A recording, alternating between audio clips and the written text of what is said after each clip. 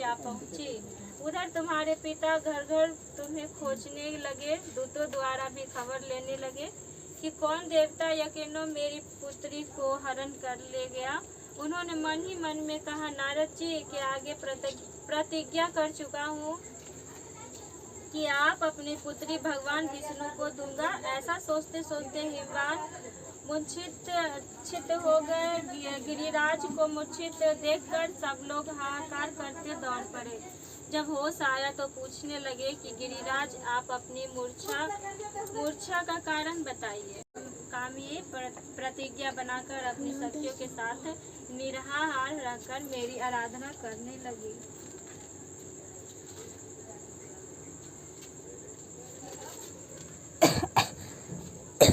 जब भाद्रपद शुक्ल पक्ष की हस्तयुक्त तृतीया तिथि प्राप्त हुई, तब तुमने मेरा विधिवत पूजन किया और रात भर गीत बाधादि से मुझे प्रसन्न करने में बिताया। उस व्रत राज के प्रभाव से मेरा आसन डगमगा उठा, जिससे मैं तत्काल पीने से सापिन, उस रोज सोने से अजगरी और पति को धोखा देने से मुर्गी होती है।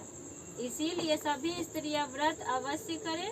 दूसरे दिन स्वर्ण, चांदी, तांबा अथवा बांस के पात्र में अन्न भरकर ब्राह्मण को दान दे और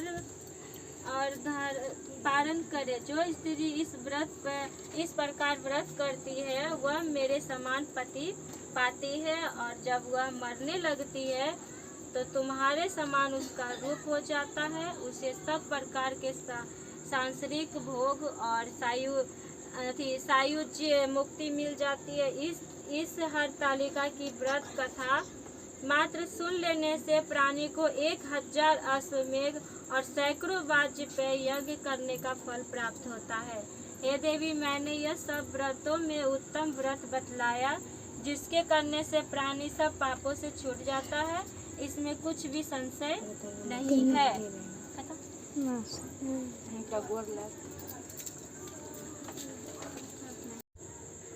यह पर्वत ऊंचा तो इतना अधिक है कि मित्र के घर की तरह समझकर आकाश का स्पर्श किए रहता है।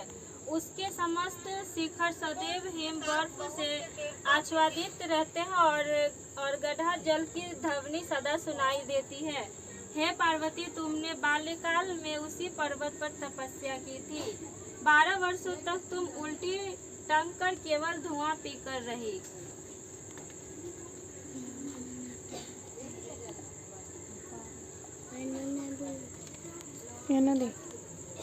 चौसठ वर्षों तक सूखे पत्ते खाकर रही। माघ मास में तुम जल में बैठी रहती और बैसाख की दोपहरिया में पंचागिन